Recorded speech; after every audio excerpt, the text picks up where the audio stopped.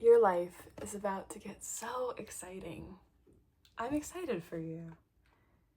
This chapter, the one that you're entering right now, may feel a little bit slow, but you're gonna need this slowness compared to what is to come. In an exciting way, of course. I think you're gonna end the year in a different place than you are at now. Some kind of change for the better will occur, whether it be in your internal world or your external world, whether it be a new job or a move or new people in your life. Some kind of wish you made from 2025 will likely come true, and it'll be in the most obvious way. You'll think, no, this is too easy, it won't happen this way. And then no, the universe is gonna prove you wrong. And it's gonna be a change that is needed, is necessary, but it's gonna happen gradually. It's not gonna be this unexpected, like, whoa, all of a sudden I'm here. It's gonna feel that way, but it's all going to add up and it's gonna make sense. Right now, life is a little bit on the slower end. And in this time, the universe is asking you to make gradual moves. Embrace the stillness and really embracing this quietness in the mind. It's so easy to get sucked into this go, go, go and into a filled mind.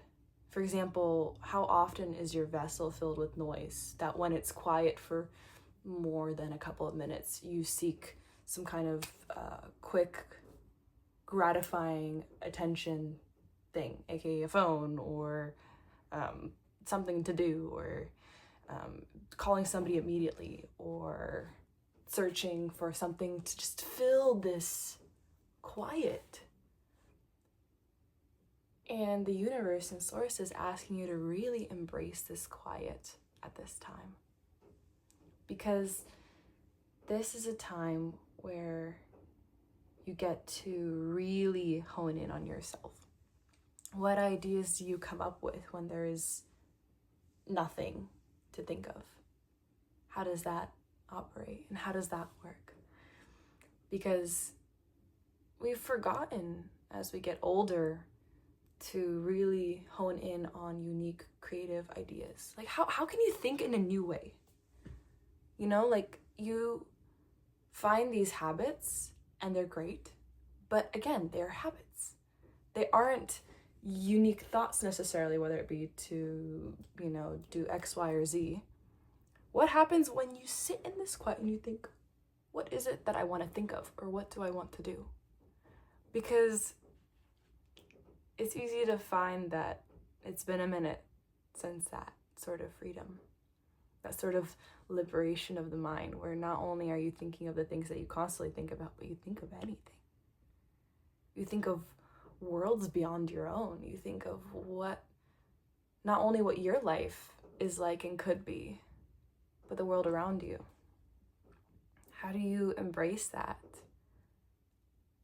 How do you embrace uncomfortable feelings? And why is it uncomfortable? I think this is going to be a quiet exploration for you. And it's only in a positive way. It's only in a way that you look back on and you say, wow, that was really beneficial. Because your mind is beautiful. And the dark, plagued thoughts, they aren't necessarily from you. They are created in you, but what caused it? Because you didn't always have, the thoughts you have, whether it be intrusive ones or negative ones. Like who gave that to you, or what did? Because they aren't yours. And the problem is when you have thoughts that aren't yours and you keep going on, you start feeling like, who am I? Because when you go forth with life and you are so surrounded by the constant noise of the outside world or of others, that's when your vessel becomes plagued.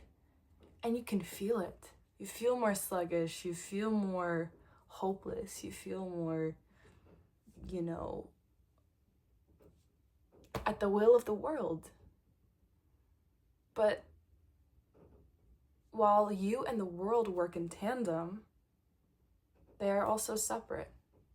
You are your own individual and person, and you're filled with light and magic and the most miraculous mind. And this is a time where you are being asked to open your vessel, embrace the uncomfortable, know that where you are at now is not what's going to be in your permanent bubble, circle. The best is coming. You're not done yet. You got more. You got so much more, which is exciting. And now is about taking the challenges that you find yourself in and saying, you know what, this is a challenge, but this is not defining of me. Nothing is. You're defining of you, and you can change that at any time. Your core values are pretty solidified, but if you want to change you, you have that ability to. You can change the way you think. You can say, you know what, I'm done doing this. I'm done. No more. No mas. But when it comes to your body and your mind and your soul, your vessel is asking you for a little bit more clarity, and not in any eye-opening way, but literally the word clarity, the base of that word is clear. So you have to clear your mind, your body, your soul. And what does that mean? Sitting in that still. Because when you sit in that still, that's when you get the clarity you want.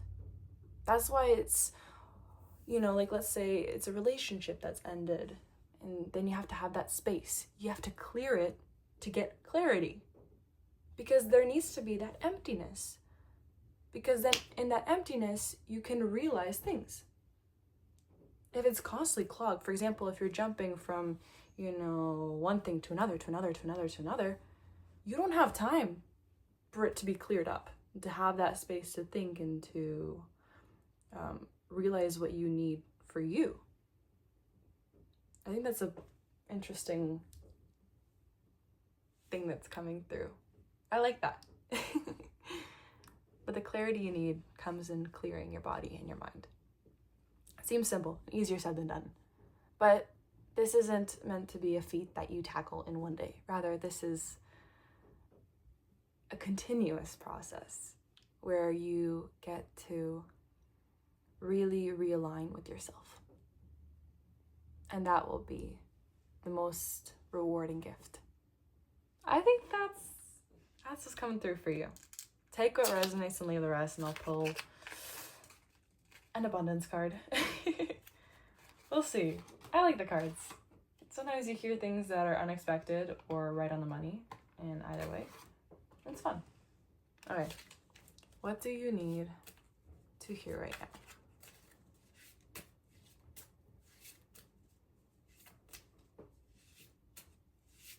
What do you need to hear right now? Okay, let's see. What is coming through for you? I love the rain. It's so peaceful.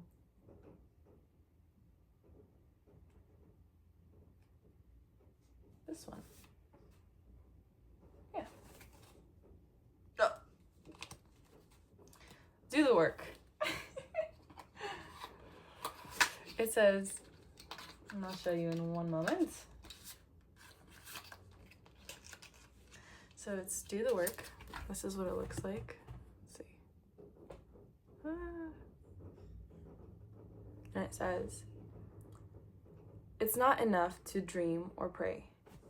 You also, oh my God, I cannot read. I'll restart. It's not enough to dream or pray. You've also got to take the positive action steps that you are being divinely guided to take. Consistently working on your priorities will make them flourish into a lush flower garden. Our gardens right now, it's planting season, and you're gonna have the most fruitful bloom this year.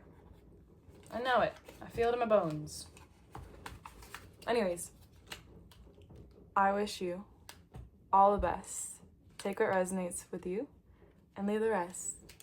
Thanks for hanging out for a little bit. All the best. Anya. Bye.